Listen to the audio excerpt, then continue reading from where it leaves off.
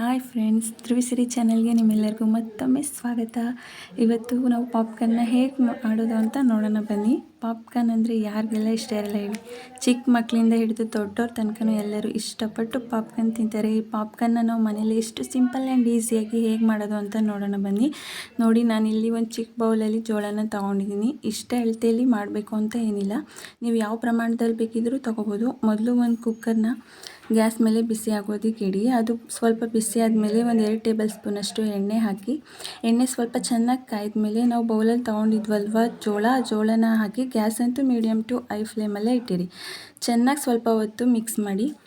ಹಾಗೆ ಇದನ್ನು ಮಿಕ್ಸ್ ಮಾಡ್ತೇನೆ ಇರಿ. ಸ್ವಲ್ಪ ಹೊತ್ತು ಚೆನ್ನಾಗಿ ಮಿಕ್ಸ್ ಮಾಡ್ಕೊತೇನೆ ಇರಬೇಕು. ಮಿಕ್ಸ್ ಮಾಡಿ ಆದಮೇಲೆ ಅದಕ್ಕೆ ಸ್ವಲ್ಪ ಅರಿಶಿನ ಮತ್ತು ರುಚಿಗೆ ಬೇಕಾಗುವಷ್ಟು ಉಪ್ಪನ್ನು ಹಾಕಿ ಮತ್ತೆ ಒಂದು ಸಲ ಚೆನ್ನಾಗಿ ಮಿಕ್ಸ್ ಮಾಡಿ. ನೋಡಿ ಫ್ರೆಂಡ್ಸ್, ಈ ಜೋಳ ನಿಮಗೆ ಬೇಕಿದ್ರೆ ಮಾರ್ಕೆಟಲ್ಲಿ ಕೂಡ ಸಿಗುತ್ತೆ, ಆದರೆ ನಾನು ಮಾಡಿರೋದು ನಮ್ಮ ಮನೇಲೇ ಬೆಳೆದಿರೋ ಪಾಪ್ಕಾರ್ನ್ ಜೋಳದಿಂದ. ನೋಡಿ ಫ್ರೆಂಡ್ಸ್, ನಾವು ಇದನ್ನ ಹೊರಗಡೆ ಎಲ್ಲ ತಂದು ತಿನ್ನೋದಕ್ಕಿಂತ ಈ ಥರ ಮನೇಲೇ ಹೆಲ್ದಿಯಾಗಿ ಮಾಡ್ಕೊಂಡು ತಿನ್ಬೋದು. ನೋಡಿ, ಹೀಗೆ ಮಿಕ್ಸ್ ಮಾಡಿ ಆದಮೇಲೆ ಕುಕ್ಕರ್ ಲಿಡ್ನ ರಬ್ಬರ್ ಹಾಕದೆ ಹಾಗೆ ಕ್ಲೋಸ್ ಮಾಡಿ. ಅದು ಚಿಟಪಟ ಅಂತ ಸೌಂಡ್ ಬರುತ್ತೆ. ಸೌಂಡ್ ಸ್ಟಾಪ್ ಆಗೋವರೆಗೂ ವೆಯ್ಟ್ ಮಾಡಿ. ಆಮೇಲೆ ಸ್ಟವ್ನ ಆಫ್ ಮಾಡಿ ಕುಕ್ಕರ್ನ ಓಪನ್ ಮಾಡಿ. ನೋಡಿ, ವಾವ್, ನೋಡಿದ್ರಲ್ವ ಎಷ್ಟು ಸಖತ್ತಾಗಿ ಪಾಪ್ಕಾರ್ನ್ ರೆಡಿ ಆಗಿದೆ ಅಂತ. ಹೀಗೆ ಮನೆಯಲ್ಲೇ ಮಾಡ್ಕೊಂಡು ತಿನ್ನೋದ್ರಿಂದ ನಮ್ಮ ಆರೋಗ್ಯನೂ ಕೂಡ ಚೆನ್ನಾಗಿರುತ್ತೆ. ನೀವೇ ನೋಡಿದ್ರಲ್ವ ಫ್ರೆಂಡ್ಸ್, ಎಷ್ಟು ಸಿಂಪಲ್ ಆ್ಯಂಡ್ ಈಸಿಯಾಗಿ ಮನೇಲೇ ಪಾಪ್ಕಾರ್ನ್ನ ಮಾಡೋದು.